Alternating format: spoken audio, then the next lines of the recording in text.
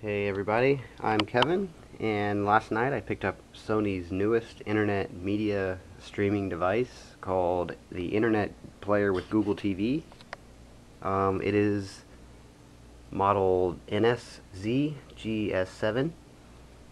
I think it's been out for about a year now, but I actually just came across it the other day. Basically, the biggest advancement is the integration with Google. You have Google Chrome built in with full internet capability with full flash, everything. And of course the remote is a huge advancement. This is the remote. Basically, it looks like a standard remote, except this is actually a touchpad, like for a laptop. So, just to give you an example, whenever you're on a website or on an app or any of these, you can just move the thing around, and it works just like a laptop. The other thing is if you flip it over, it's got a full keyboard. Now I was kind of doubtful about this, because sometimes these kind of things come out and they aren't, they don't feel right and they don't work good. This actually feels really good, and it's also backlit, which I'll show in a minute. I have to turn off the lights, but yeah, this is great. It's a great remote, and one of the main things about it that's pretty nice is they were forward thinking in that, they realized that people are probably going to be holding this in many different positions, and they're not going to be just doing like a standard remote where you're like that. So you'll notice there is no transmitter. What it is actually Bluetooth. So you can hold it from any position, and it'll have contact with the device at all times. As far as the device itself, this is it right here. It's very shiny, and it's actually a lot smaller than the other one. It's about the size of a really small DVD player, I guess. On the back, you have HDMI inputs. They actually got away from using anything other than HDMI. The only other output on the back is digital output for audio, but on the old one you could actually use RCA output if you wanted, but on this one it's all HDMI. Basically, the first thing that happens when you turn it on, you'll get the opening sequence here, and then it will always open up to your main dock, which is, it's preloaded when you first get it, but you can customize it if you want.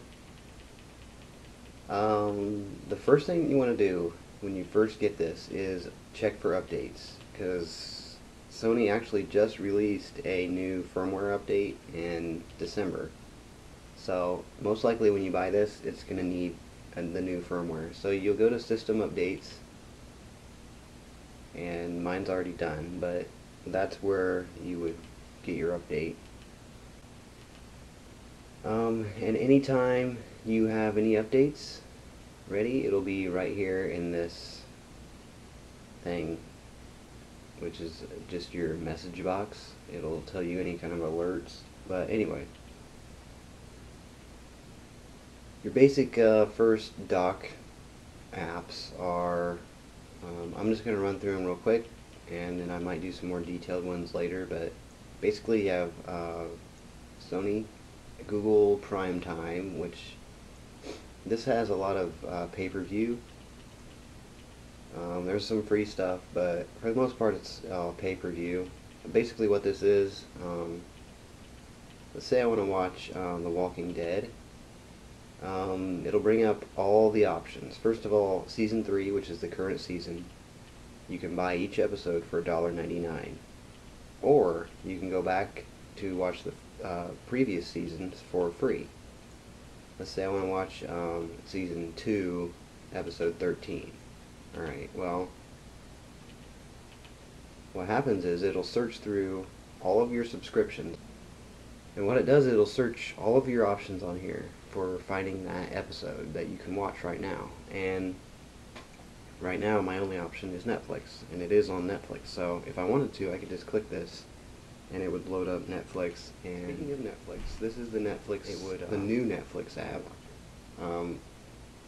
Theirs is my instant queue.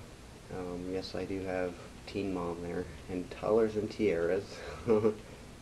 But yeah, it's basically like your main website. So let's say I want to watch The Office. Okay, so you'll go to, you just click whatever you want there and load and find the episode you want. So it's just standard Netflix. It'll take a second to load up, and then once it's ready, it starts up, and it plays fine. It's in high definition. The other app that they made a really big improvement on since the previous box is YouTube. Now I use my YouTube for about 99% of YouTube viewing anytime I watch it. So it's because basically every day I'll sit down and I'll watch all of my channels that I have subscribed to, and I'll watch all their new videos. Here it automatically loads up all the new ones in order, so they really fixed that. And as far as opening them, it's pretty straightforward. Basically it'll load up really quick, and if you want to search through the other videos in your subscriptions, you can look through and it'll do cover flow down there at the bottom, which is nice. So you don't have to get out of the video. And since it is Google, you can do your like thumbs up, thumbs down, you can comment, you can rate the video, all here on the box. Also, since this is Android, you're going to have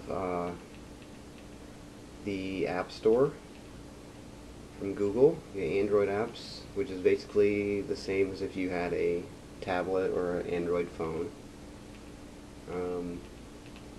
The movies and TV section works basically the same as the other one, where you could search for TV, games, all that kind of stuff. The other major thing is Google Chrome. Obviously this has Chrome built in, and it's full flash, which is nice. So let's say you want to search, anytime you want to search anything, you can bring up the box up at the top, and it'll search the box for any apps pertaining to that, or internet sites, TV shows, whatever. So anyway, let's say I want to go to Facebook. I don't know. You can use your mouse on your remote. There it is.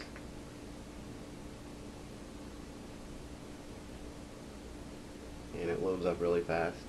And it is full flash, so it's not like you're getting a partial version like if you had a TV or a phone. Let's see, the Sony Entertainment Network, that's got a lot of free videos, stuff like that. Let's see, there are just a couple apps that I want to point out that are nice. The Spotlight Network is where you're going to find a lot of the apps that used to be, that were on the older boxes.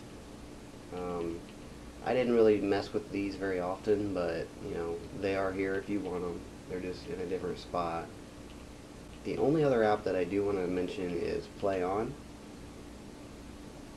Now, I've mentioned Play On in the past, and it's by far my favorite app.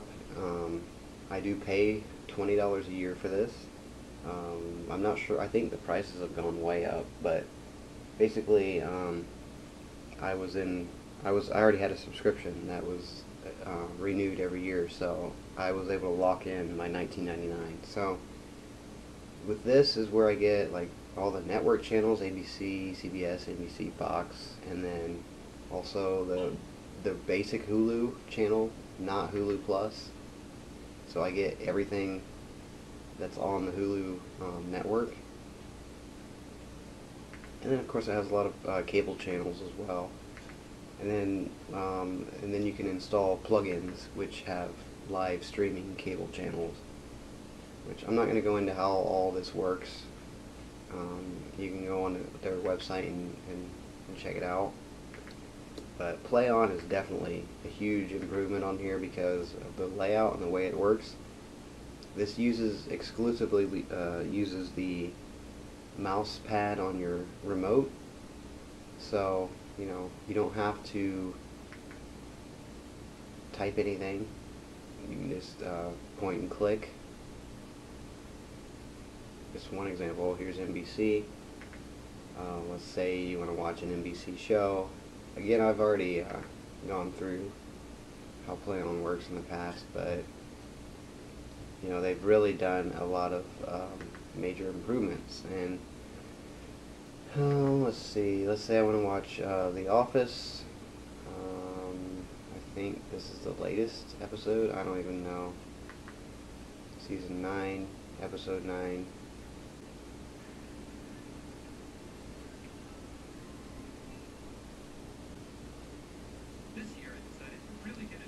Alright, so this is the latest episode of The Office. If you buy it, like I said, through Sony, you can get $30 off right now, but I'm not sure how their shipping works. I do know if you buy it through Best Buy and Target, it's going to be $1.99. I paid $1.49. I had a gift card, but yeah, Best Buy, they have them, and Target has it. Those are the only stores that I know of that have them right now. But yeah, stay tuned for other videos. I'm going to try to do a little more in depth about it, but I just want to kind of keep it short, so I'll talk to you later. So what do you think about the NSZGS7? Oh, okay, she's ignoring me. Yeah, she likes it too.